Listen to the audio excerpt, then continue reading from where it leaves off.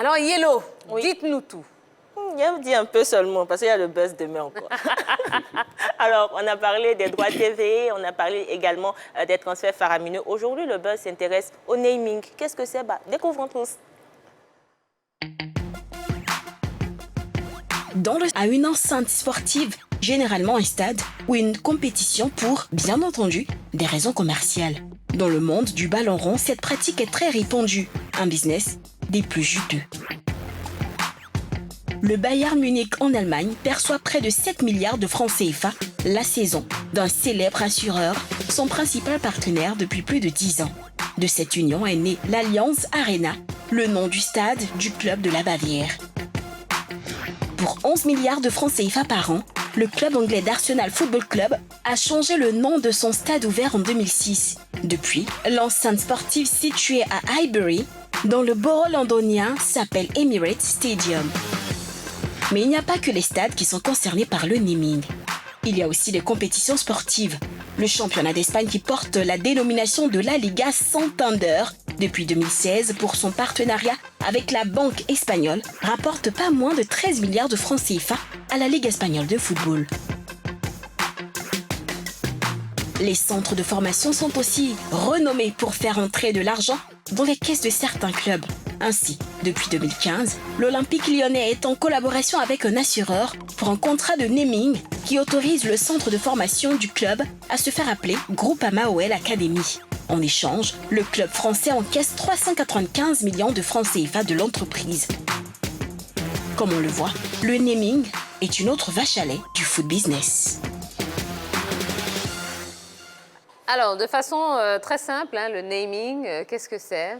Le naming ou nommage, c'est le fait, c'est le fait d'attribuer son nom ou attribuer un nom à une enceinte sportive, à un classement, à une équipe, etc., etc. Voilà, en gros, c'est ce que c'est que le naming ou le nommage. Et ça rapporte énormément d'argent. Ah oui, effectivement. Ça chiffre en milliards quand même. Non, c'est du sponsoring, c'est de la publicité. Oui. Et c'est un phénomène qui prend de plus en plus de l'ampleur du côté de l'Europe. Sur les 24 clubs, sur les 78 clubs d'élite en Europe sont concernés par le naming. Et le phénomène a commencé en Allemagne dans les années 70, 90, où des clubs comme Mayence et Wolfsburg avaient derrière eux de grosses marques de bière.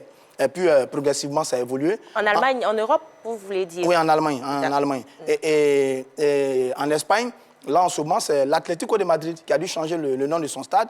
Et en ce moment, les travaux qu'il y a à Bernabéu, à Madrid, là, j'ai le sentiment que le naming Bernabéu va changer de nom. J'ai le sentiment. Alors, pourquoi on n'utilise pas le naming ici, en Côte d'Ivoire? Parce que ça pourrait quand même aider la Ligue, aider les clubs.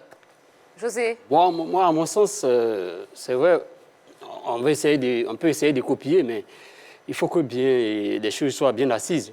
À ma connaissance, le naming, je crois que c'est des contrats qui varient entre 15 et 30 ans. En Europe. Entre 15 et 30 ans. Donc, faire quelque chose sur la base de 15 ans déjà...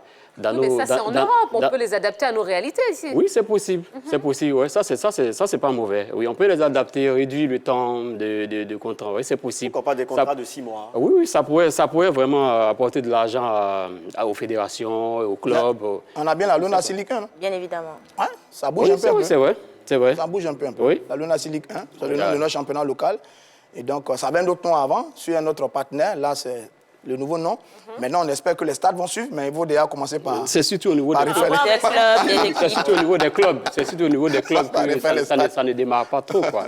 Sinon, au niveau de l'institution sportive, bon, les gens peuvent venir se greffer dessus. Mais au niveau des clubs, c'est un peu difficile. Non, mais pour les clubs qu'on a vus tout à l'heure, ce sont de grands clubs. Ce ne sont pas des clubs amateurs et tout. Ce sont des clubs qui évoluent dans des ligues professionnelles. Bon, chez nous, ici, tu as pas appelé quel sponsor venir te rattacher à ton équipe, pourtant les joueurs en fin. Oui, mais ça peut se faire. Ah, le problème. Et au niveau des compétitions, on peut nommer au niveau des compétitions, non? Ça se fait, le naming se fait sur les tournois de quartier, là, le tournoi Jojo. C'est ce que Stéphane dit, le championnat national déjà, c'est la LONASI. Effectivement.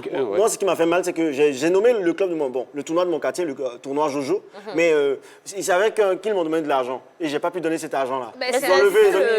C'est le but du jeu. Ils ont levé mon nom. Ah ben voilà. Ils m'ont menacé.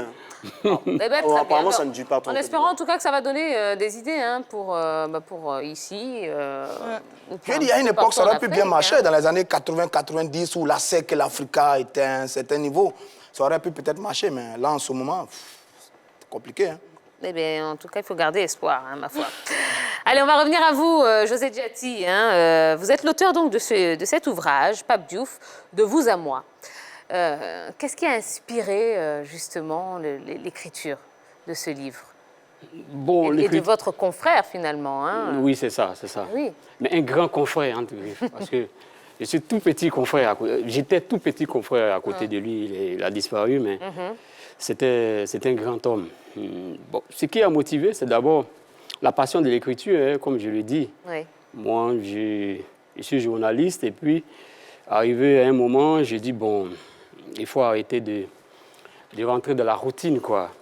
Écrire au niveau des rédactions, bon, je n'avais plus d'âme pour ça, franchement. Oui. Je me suis dit, bon, pourquoi ne pas s'asseoir et puis réfléchir sur des projets bien précis. C'est comme ça que je me suis mis à écrire, c'est mon premier ouvrage. Le deuxième, je suis à la moitié. Alors, et donc, c'est comme ça que l'idée est partie. Pape Diouf, c'était une référence pour vous ou le choix s'est fait, je veux dire, pour d'autres raisons? Non, c'était une référence. Et puis, les circonstances aussi s'y ont prêté. Voilà. Parce que... Expliquez-nous. Parce qu'il y a un jeune promoteur ici en Côte d'Ivoire qui s'appelle M. Bogou Sacré, qui a organisé un événement à caractère humanitaire au Tchad, qui avait en 2014. Pendant ce temps, j'étais à la Fondation Didier Drogba. Voilà, j'étais dans le service administratif de la Fondation Didier Drogba. D'accord. Bon, chargé un peu des médias, hein. Voilà, des médias. Et il se trouve que le jeune promoteur ivoirien qui a fait son événement au Tchad, il parlait de paludisme, lutte contre le paludisme. Oui. Et la Fondation Didier étant ambassadeur de lutte contre le paludisme, l'idée lui est venue d'associer la Fondation à son événement au Tchad. D'accord. Voilà. Donc c'est comme ça que moi, je me suis retrouvé au Tchad pour représenter un peu la Fondation. Entre-temps, Pape Diouf était lui-même l'invité d'honneur de cette... puisqu'il est né au Tchad, il est né à Abéché. D'accord. Donc il y avait un double objectif, c'était de venir honorer cet événement et puis le célébrer aussi. Donc M. Sacré avec un autre jeune promoteur, M. Pierre-Émile Lavry, ils ont monté ce projet, c'est comme ça que je me suis retrouvé là. Donc j'ai passé 4 à 5 jours avec M. Pape Diouf, que je connaissais déjà, mais pas vraiment...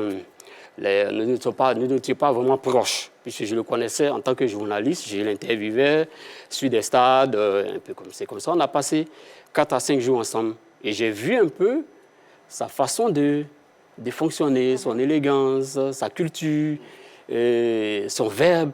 Mais à ce moment-là, vous ne pensez pas à écrire un livre sur lui. C'est juste, oui, on est dans le contact, mais oui, c'est dans le contact, l'idée était déjà là. Non, l'idée n'était pas là. D'accord. C'est dans le contact. Okay. Dans le contact. Une fois rentré à Abidjan, j'ai tellement appris avec lui pendant ces 4 jours. Voilà. Professionnellement, et un peu de tout. Hein. Et il m'a montré quelques petits tuyaux. J'ai dit, mais tiens, pourquoi ne pas écrire un livre avec lui? C'est comme ça qu'une fois rentré à Abidjan, j'en ai parlé au jeune promoteur qui m'a soutenu aussi pour faire le livre, M. Pierre-Émile Lavry, que je salue.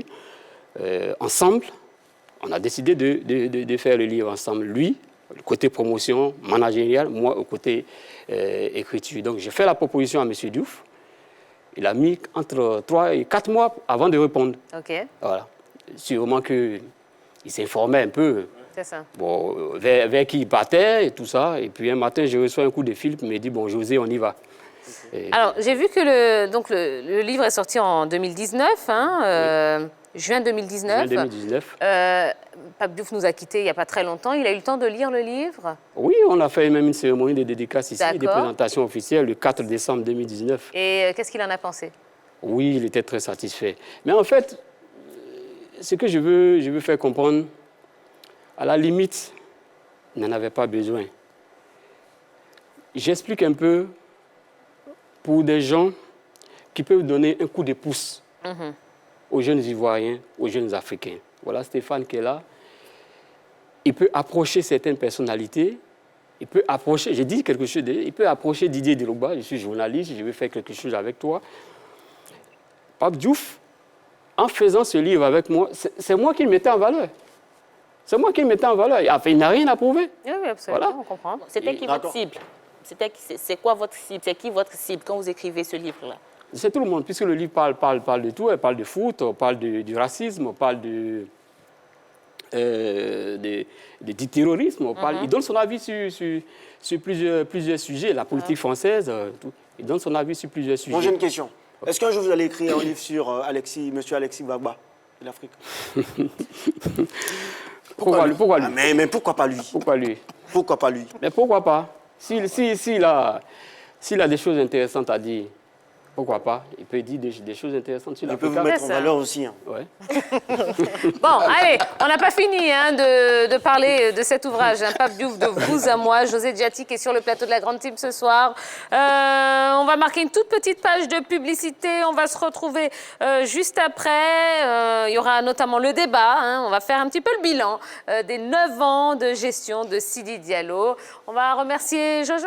Oui, Jojo, vous allez nous quitter, vous allez céder votre place à Henri Jo. Voilà, et puis profitez de ces quelques minutes hein, pour aller sur la page Facebook de la 3 pour nous laisser un maximum de messages, de commentaires. Ah bah oui, parce que l'émission, elle se fait également avec vous. À tout de suite.